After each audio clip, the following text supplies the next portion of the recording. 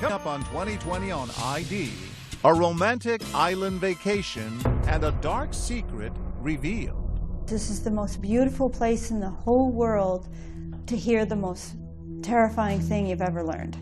I just walk over there, open the door, and just blast. She was a nurse, he was a surgeon, and book writer of a thriller.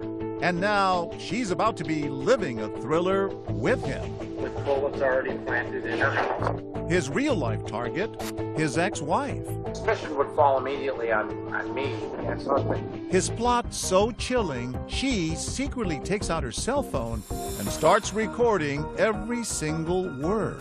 It'll be hard not putting 6 bullets in there and spitting out her dead body. He talked about, buying a gun and hiding it and how her body was going to fall. Is she gonna slump down and die right there? 23 minutes of menace laid out with surgical precision. Hollow point, bounce around your brain. I don't know how you can listen to that recording and not realize this guy intended to kill her. This case has a little bit of everything. There's audio of what sounds like a plot. There's love, there's deception. And is there another target? I received a phone call from a gentleman wanting to use my services to locate a former girlfriend. Passport photos, $140,000 in cash, and an unexpected trip. A former Lafayette surgeon on the run. We're tracking through Kansas City area, then continuing south and west. It seems this is a guy who got away with a lot. Maybe he thought he could get away with it again. What the doctor ordered. Welcome to 2020 on ID. I'm John Quinones. Lots of people keep secrets from their partners, but the woman you're about to meet could never have imagined the terrible scheme her lover had been harboring. And now she had a decision to make. Should she turn him in? But if you think the story ends there, think again. A murder plot wasn't his only secret, and that audio tape doesn't add up to an open and shut case. Was it all real or just the fantasy of an angry man? This story involves stashes of cash, a hidden life in another country, and a fugitive on the run. And as Lindsay Janis first reported in 2015, it all started in what seemed like the most unlikely of places. Welcome to Peru, Indiana. The proud 11,000 residents like to tell you about their agriculture. Favorite son, songwriter Cole Porter. And their curious claim of being the circus capital of the world. Oh, it's a lovely small town. It's filled with very friendly people. Bruce Embry moonlights as the ringmaster at Peru's amateur circus. But in his day job, he's a city lawyer and about to be the prosecuting attorney in a big top spectacle unlike anything this town has ever hosted. I've been in this criminal justice business for 39 years. By far the most fascinating case that I've seen. A former Lafayette surgeon on the run. Detectives found a gun, a bag of clothing, and gloves. I thought I was reading a novel. I felt like this was a murder mystery. Stranger than fiction is good business for this local reporter from Indianapolis Monthly.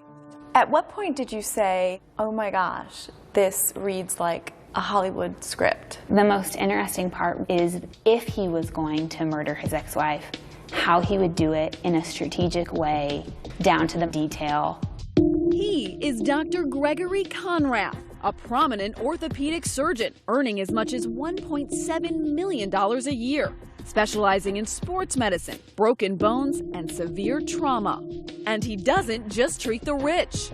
These are images of Dr. Conrath donating his time and talent to the relief efforts in Haiti. He was at the top of his game, owning as many as 5 homes. But he's gone through a messy divorce with the mother of his 3 children.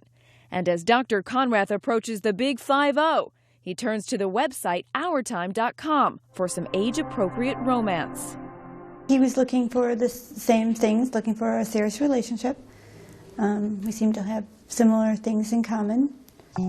Joanna is a nurse, mother, and divorcee too. She was impressed with her knight in shining armor from the start. So tell me about your first date. What was your first impression of Dr. Conrath? I walked up, he was standing at the bar, and so he turned around. He's a very good-looking guy. He introduced himself, and I'm pretty shy and laid back, so he did most of the talking, so I was okay with that. What did you think of him? You know, I think I instantly liked him, was attracted to him. And charming? He's charming, so he always grabs the center of the stage.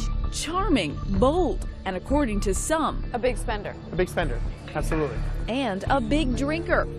Stephen Focht owns Peru's local watering hole, Boondocks, where the doctor's orders usually called for a whole lot of vodka. He walked into our bar one night and he ordered maybe 40 shots. This went on maybe 5 or 6 times. They weren't consuming all 40 shots. They were sharing it around the bar. It was everybody. I believe he had probably spent about $3,000 in our restaurant bar that night. He has extensive hobbies too. An avid climber, Greg Conrath is one of less than 300 people to have climbed the highest point on all 7 continents. When you climb a mountain, you're going to get views you would never get anywhere else. You can't drive to these kind of views. He even published a novel, The Children Are Finally Safe, an international spy thriller. This all has Joanna thinking she's hit the jackpot. He was always a gentleman. He always came down to pick me up. Lots of times he brought, you know, flowers or something. And at what point did you decide to take the relationship to the next level? We started dating in September, and then Christmas he said, I think it'd be fun living with you. And Joanna leaves her home and job an hour away and sets out for a new life with Greg Conrath in Peru. Soon, they're sharing everything, a house and a joint checking account. Did you meet friends of his? I met his mom, I met his children. We went to his children's games. We sat next to his ex-wife. What did you think of her, Anna? She was nice. Greg and her got along fine. What was his relationship like with his kids? It was good. We all went out to dinner together, Anna included, so we all spent a good amount of time together. So things were pretty good. Mm-hmm. Yeah. And it looked as though things were going to get even better. Were you very much in love with him? I was. We looked at rings. We went to Tiffany's when we went to Chicago. She even picked out her wedding dress. Do you like to spend money? Did he spoil you? If he felt it was cool to buy an expensive purse, then he would. So a pricey trip to Puerto Rico planned by the high-flying physician 11 months into the relationship is just par for the course. It is so beautiful. The water is beautiful. The town is beautiful. Everything is just so beautiful. A romantic getaway in paradise. But Dr. Conrath is about to shatter the relaxing tropical ambiance with talk about a very twisted way he plans to sever ties with his ex-wife. This is the most beautiful place in the whole world to hear the most terrifying thing you've ever learned. He'd had a few drinks, and we're on the top floor of the hotel, and he starts talking about Anna. Joanna thought they had an amicable relationship, but on this day, he's talking about killing his ex-wife, Anna. I've done a lot of research on that. That's why I switched my phone, by the way, because that's the only, I used it to research it, and then, nothing is traceable. Nothing. Joanna secretly reaches for her iPhone, finds the voice memo app, and hits record. An unmarked gun that has no prints. Okay. With bullets already planted in her house, which they are. Sounding callous and cold-hearted, Conrath lays out what sounds to Joanna like a carefully conceived plan to sneak into his ex-wife's house in the dead of night and shoot her, all while his children are asleep in their bedrooms. This is when the kids are in the house. The one choice is to get in the bedroom. For some reason, the kids woke up. There's lots of ways to get out. And in a chilling, matter-of-fact manner, he even talks about what will happen when the kids find Mom dead. I get out of the house, I'm scot-free, but they wake up, find Mom. Then who are they going to call? Yeah. Ambulance, police, Dad. It's not something you hear every day, and 2020 has exclusively obtained the 23-minute recording. So detailed, it could pass for an episode of How to Get Away with Murder. If I'm not on call, I can't bring my cell phone because that's traceable. Suspicion would fall immediately on me, the ex-husband. But what in the world would make the cunning Dr. Conrath want to kill? Could it be this? She has a $1 million life insurance policy in mine. I'm the beneficiary. The beneficiary because his ex-wife still trusts him. He would be the one to look after the kids if anything happened to her. She doesn't know it, but something might. His strategy? He would make it look like suicide. Because she shoots herself in the head. She kills herself. Do you have a gun that's not chasing? Yes, it's in my garage. He has a gun at our house where we live, where he invited me to live, and he's hiding it in our garage. And I mean, my mind just cannot process that this is someone I'm in love with. I just can't wrap my head around the whole thing. Where's he gonna go after? I mean, she shot herself, so it stays with her. I've never touched with my hands. Okay. Even when I took it to a shooting range, I wore latex gloves. After I do that, I put her prints on the bullets, close it, put her prints on the handle. He lays out his challenges.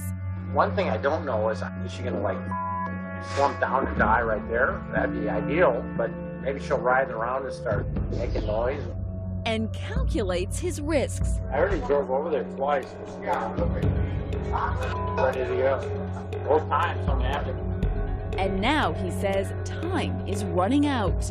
Anna is planning to take the kids and move from the home she and Greg once shared in nearby Lafayette to Chicago, more than 2 hours away. I think the turning point when he got really, really agitated and upset was when he found out that his ex-wife had planned a garage sale at the Lafayette home. And I think it was realization that she was definitely moving. He was angry. Yes. I just couldn't register why he would be so angry about them moving, because we went to Chicago all the time. And it wasn't until we went to Puerto Rico that I understood. There was a code on the garage, that he knew in the Lafayette house. And in Chicago, he didn't have any access to get into the Chicago house. For Conrath, it seems the race is on. It has to be done before they move. Cannot be done in Chicago. There's only one other voice heard on that recording. An unassuming bartender, unwittingly adding fuel to the fire. Want one more, honey? I'll take one more. I'll give her one more. I'll drink it if she doesn't. You know Greg really well. You spent a year with him. Do you really think he was going to kill his ex-wife? Yes, there's no doubt in my mind. What do you think of this morally? I think it's justice. Two wrongs don't make a right. God's gonna strike her down. Perhaps God is listening.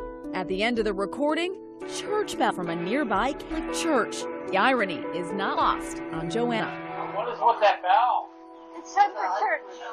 Time for church. Saved by the bell, literally. But what's Joanna's next move? Turn the doctor's violent rant into the police? Not so fast. Even though she knew that he was serious about doing this, for her it wasn't simple. Will she go along with the plan or blow the whistle? While you're recording him, you're not trying to talk him out of it. And Dr. Conrath has another surprise for Joanna. She is deeply in love with him and wants to know when she'll see him again. When we come back.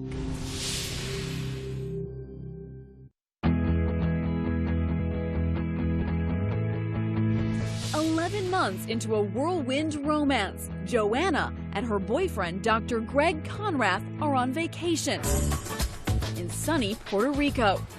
But the trauma surgeon reveals he could be planning a traumatic event of his own. Hollow point, bounce around your brain. What? It's got to penetrate your skull, but not go through the other side and mess up in there. He's talking about killing his ex-wife.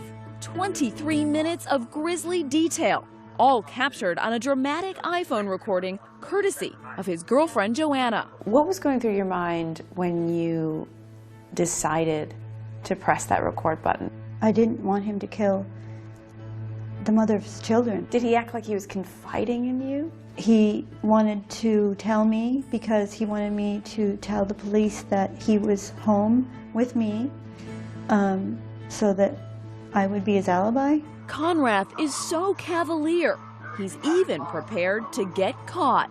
If I get caught, I can do the time. I've lived a full life. I'm a tough guy.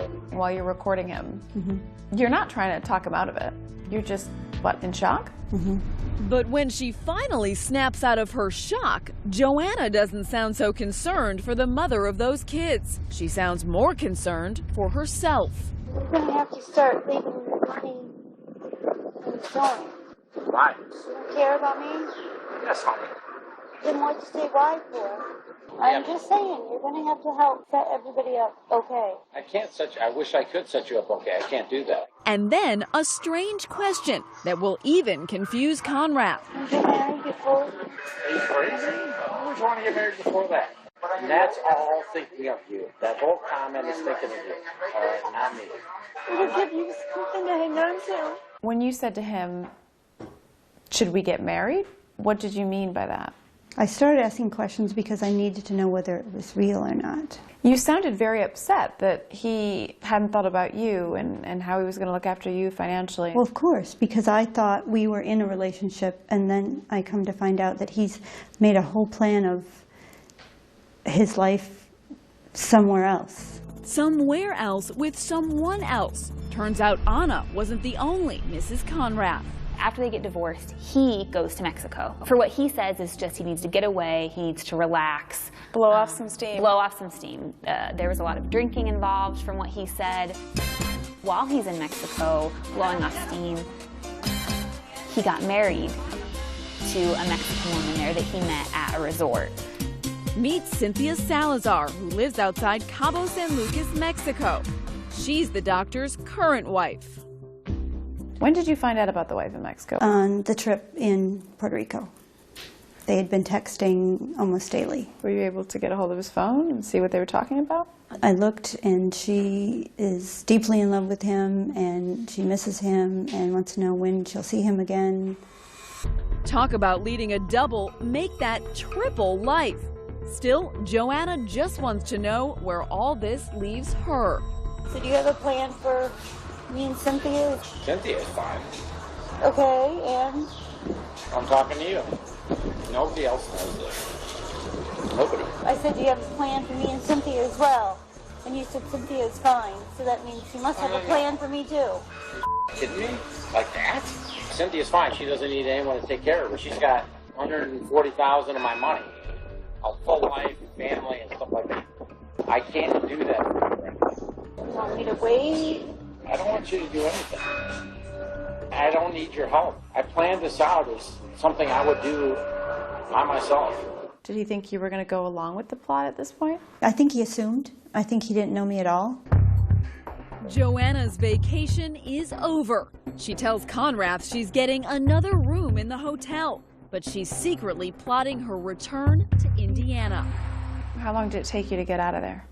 A day, and then I stayed at the airport until that flight. But she does one more thing before she leaves.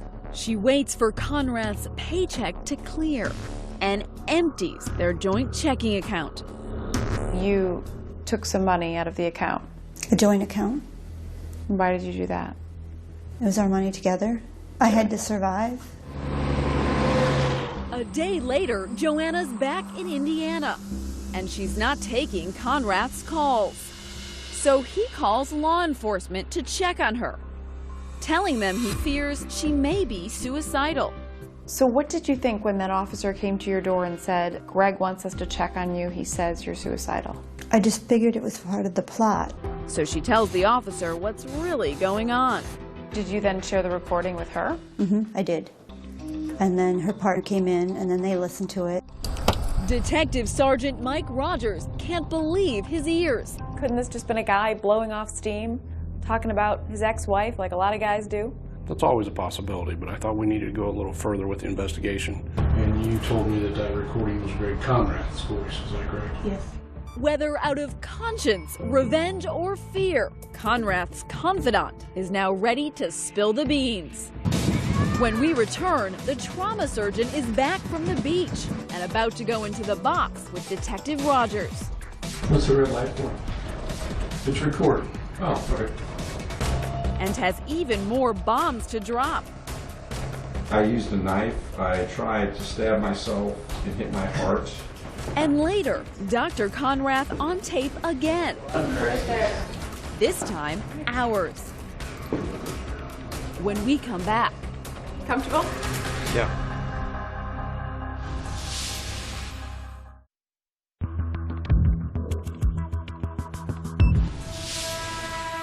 Joanna's just turned in her boyfriend, 49-year-old Greg Conrath, doctor and divorcee, with that incriminating recording about how he would kill his ex-wife. Police are concerned for Joanna's safety. Part of the information that he will have access to involves information that he's going to know came from you through just common sense and inference. So they arrange for her to live in a safe house. And meanwhile, Dr. Conrath's come back to an empty house. Detective Mike Rogers calls him in for questioning. I want to cut to the chase and find out why I asked you to come here. And gets right to the point. I've uncovered some concerning conversation between you and Joanna about you wanting to kill Anna. Okay? I'm here to get your side of the story. And Conrath is happy to spin his own yarn. There's a difference between, like, you know, ranting about my ex-wife, or, you know, I'm sure she does the same thing about me. Sure. We're friends. But if they're actually saying, yeah, I'm seriously, you know, thinking about somehow killing her, then yeah, that's obviously a different issue. Those are the things that I want to get into. I mean, I think we can talk until we get to a point. If you want to keep talking and then we need to get an attorney, then yeah, we have to wait and get an attorney. And I can't afford one. I have $60 to my name right now because Joanna took all my money. And that's the first hint this successful Indiana surgeon who was once raking in $1.7 million a year has hit the skids, personally and financially. I had some issues with my wife, ex-wife, so she's going to move the kids to Chicago, and they're very unhappy about that. And I am too, put myself in a bad position financially. Tell me the sources of your income if you don't mind. Basically, I make $575 a year. Half of it goes to Anna, half of it goes to me. Conrath tells Rogers his ex-wife Anna cleaned him out in their divorce. Their 5 homes, retirement funds, stocks and bonds, she got them all. My attorneys were terrible, her attorneys were really good, and basically lost everything to her. Couple that with a gambling problem. Conrath makes a startling admission. He once tried to do himself in. Any suicidal tendencies in your background? Oh yeah, I tried to kill myself once when I was in Mexico. Mexico, where he met wife number 2, Cynthia Salazar. But a new romance wasn't enough to cure what ails this dispirited doctor. I used a knife. I tried to stab myself and hit my heart, and then I tried to slit my throat and missed my carotid, which I was trying to hit. I mean, pretty bad for a surgeon. Were you becoming more convinced that this was a man planning to commit murder? More convinced you wouldn't talk about the gun at all. Do you own any firearms? Does that have to do with this death threat thing? Just a simple question, do you own any firearms? Yeah, I want an attorney for that one. Finally, the ever-talkative Dr. Conrath realizes it's time to clam up. And as hours pass, the cops may have a motive, but still don't have a crime. Well, at this point, you're free to go. Detective Rogers will search this humble rental home Conrath and Joanna were sharing. And in the garage, they hit pay dirt. This is a photograph of the garage. The gun was actually located in this bag. And we found everything he said he had laid out in that house. Prosecutor Bruce Embry says the physical evidence is a turning point in the investigation. There's a set of scrubs and a set of sweats in the area, which is what he said he was going to wear. It all added up. And what was in his ex-wife Anna's house? She found the bullets that he said he had planted in the house. How did Anna react? When she listened to the recording, read the transcript, and then discovered the bullets in her house, she was frightened. So in your opinion, he was absolutely planning to commit murder? I was convinced at that point, and I still am, that he intended to kill his ex-wife. So we charged him with attempted murder. Conrath gets a lawyer, defense attorney Eric Honeyegger. The actual tape was his own words. And I thought there was a fairly good likelihood that the jury would convict him based on that. And to the prosecution, the case looks open and shut. A motive, a weapon, and the doctor's bone-chilling prognosis on that recording. Is she gonna like slump down and die right there? That'd be ideal. But in keeping with the spirit of this strange saga, Conrath won't stand trial because he never actually acted on his words. You decided to drop those charges. Ultimately, we had to. You had to be in the vicinity with the means to commit the murder. We couldn't get the case past the judge. There's no question that in certain other states, he could have and would have been charged with attempted murder, and very likely convicted. So it looks as if the would-be killer Dr. Conrath is going to get off scot-free. So why is he in jail? It seems this is a guy who got away with a lot. Maybe he thought he could get away with it again. When we come back, Dr. Conrath sets his sights on Joanna. I received a phone call from a gentleman wanting to use my services to locate a former girlfriend. And I'm thinking, if you've got the contact phone number for this lady, why aren't you calling her? And puts his surgical skills to another use. Then we had a call that he had been getting passport pictures shot. He not only got passport pictures, but he asked them for a ruler, got out his driver's license and measured the size of the photograph in the driver's license. One might guess that he's going to try to find some ID someplace. Stay with us.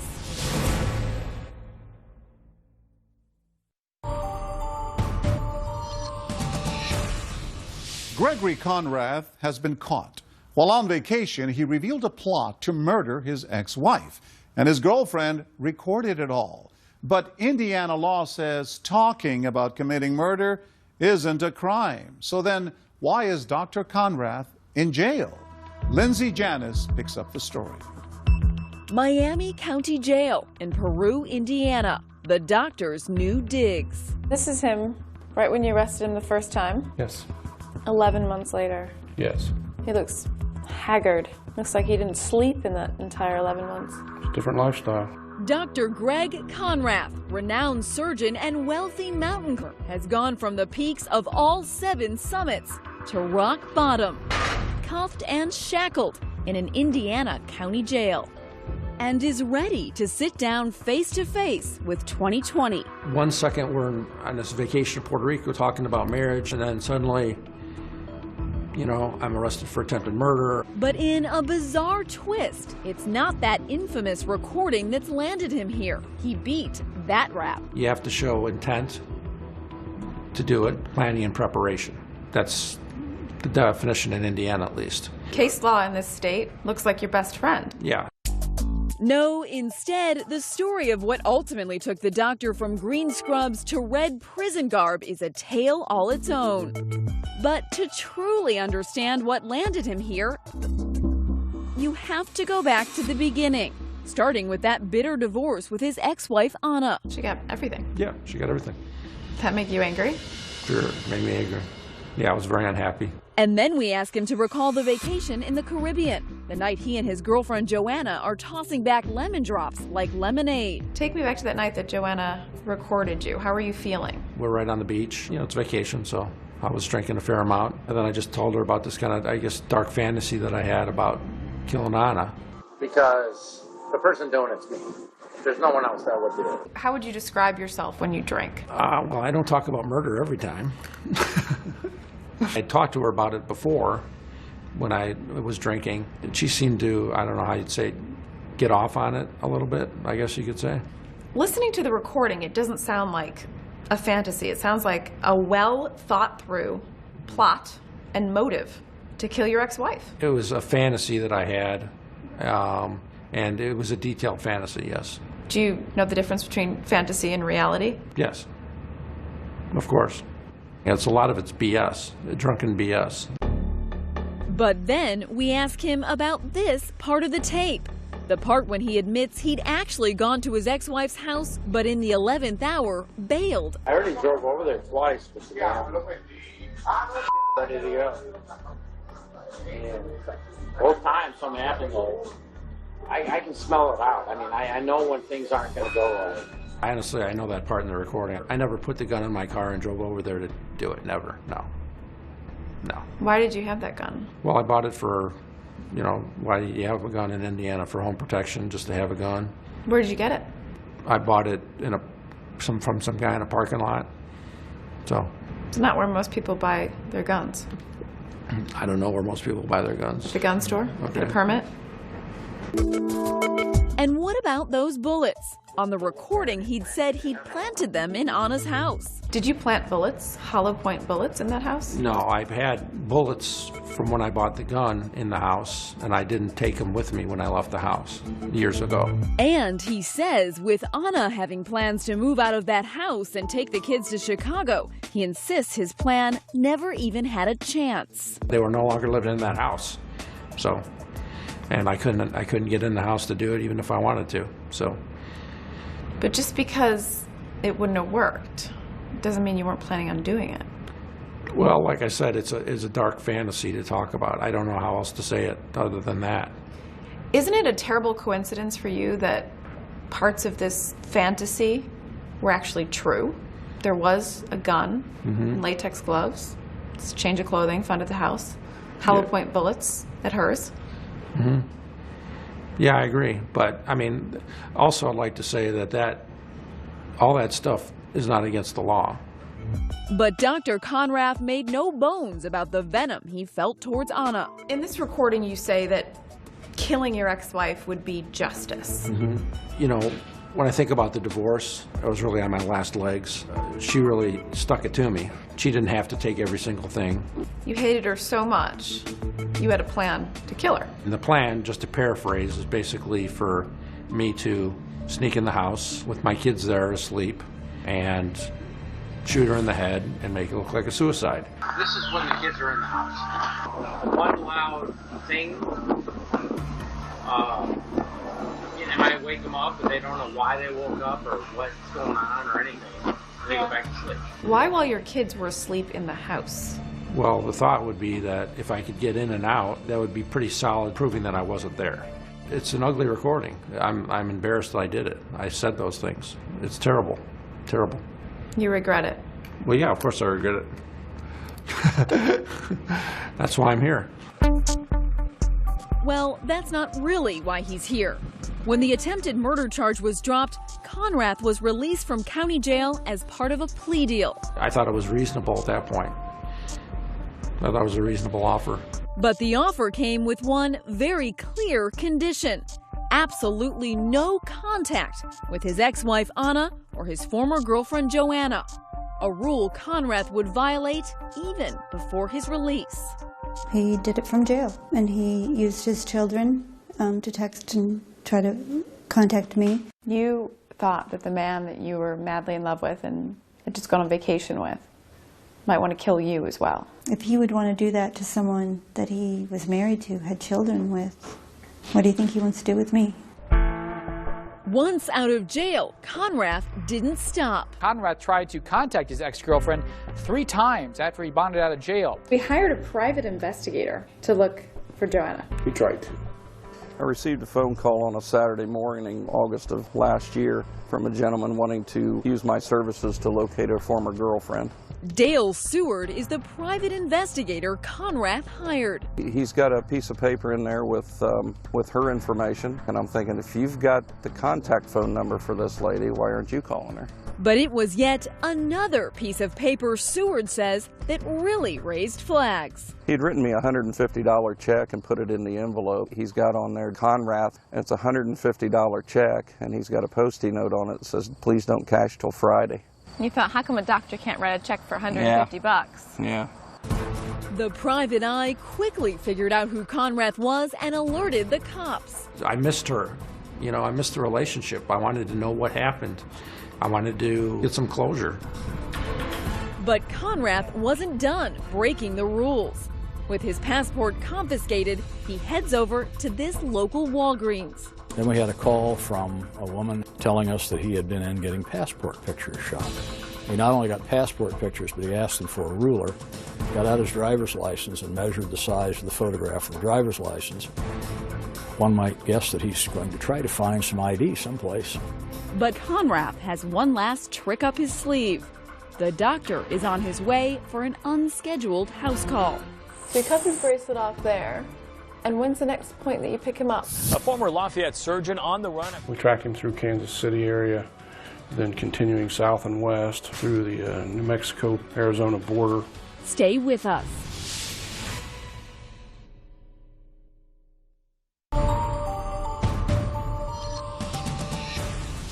Gregory Conrath has evaded being prosecuted for attempted murder, but he has been ordered to have no contact with either his ex-wife or his ex-girlfriend, Joanna. Still, it didn't take long before he broke that bargain, and that's not the only thing he broke. Here again is Lindsay Janis.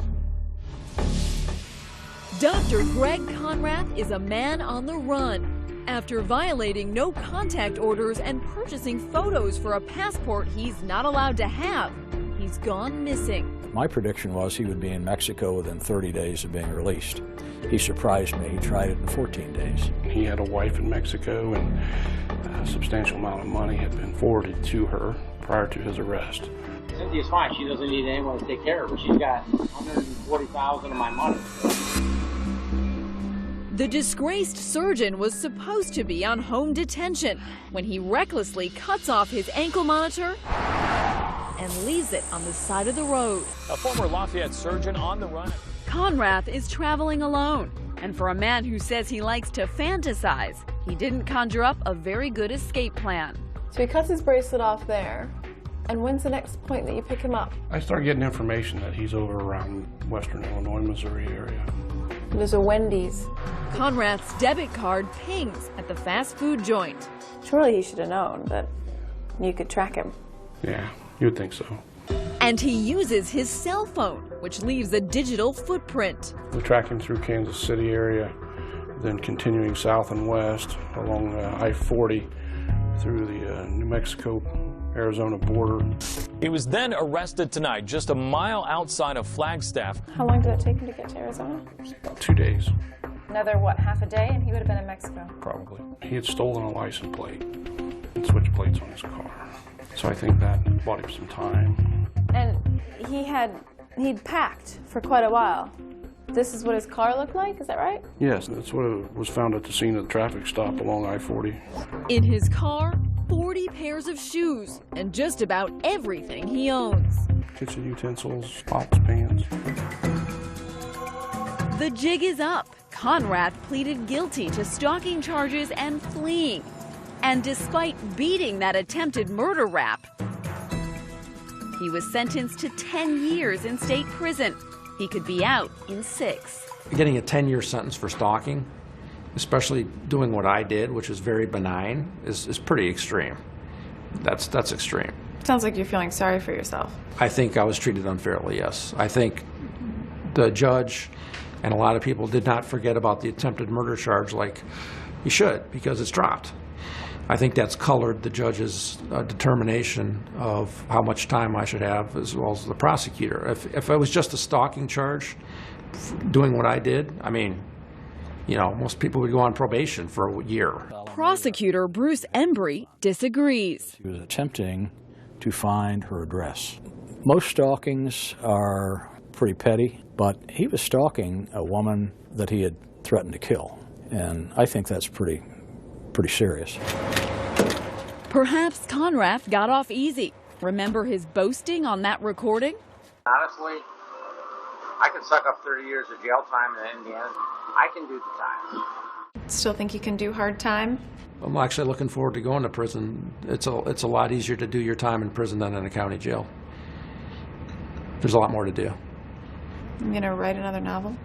I've thought about writing a sequel to the one I wrote already, or maybe something about my life, I don't know. A New York Times bestseller? More like a sad commentary. You know, my career as an orthopedic surgeon is ruined. Never going to do that again. How do you reconcile that man doing charitable work in Haiti, operating on victims there, and the man in jail right now? What I do is I'm a doctor, I take care of people, and if I said some stupid things, then, I mean, I'm paying for it. What a thing to throw away. All that education, the potential income, But he made a series of really bad decisions that have led him to another series of bad decisions, and here we are. Is it possible we'll never know whether he intended to kill his ex-wife? Oh, I don't think we'll ever know any more about this than we know right now. It will always be a mystery. The fallout from Dr. Conrath's misfortune leaves a trail of broken hearts. There's that other Mrs. Conrath in Mexico. What was that all about? Oh, well, a woman I met down there, and we got married. I mean, Fell in love and just got married? yeah, pretty much. You're still married? Yes. Officially, yes. Since this happened, that's been on hold. But I don't know if she's going to wait for me for 5 or 6 years. And then there's Joanna, who had wedding plans of her own. This is the dress I intended to wed Greg in, which I now call the killer dress. What was Joanna's motivation, do you think, in courting you? Well, that's been a real stickler for me. That day we were talking about marriage, and then 2 days later she's on a flight back, with this tape recording. I think she truly was thinking I was serious and truly thought she was doing the right thing. How do you go to work every day and save lives and work on patients, and then at night plan to kill someone? How do you do that? And that brings us to Anna, the ex-wife and one-time target of his so-called fantasy murder plot. She declined to talk to 2020, but in perhaps the most unbelievable twist of all, Dr. Conrath confessed this. Do you still have feelings for Anna? Yeah, I think I still love her. Would you ever want to get back together with her? I think it'd be good for the kids, but that's never going to happen. She's let me talk to him, which is great. Definitely keeps me going. Sounds as if the women caught in Conrath's tangled web will be entangled forever. Do you have any message to send to anybody? Just, watch what you say in front of your girlfriends. As of 2016, Gregory Conrath remains in prison. His earliest scheduled release date is 2022, and his no-contact order with both Anna and Joanna is still in effect.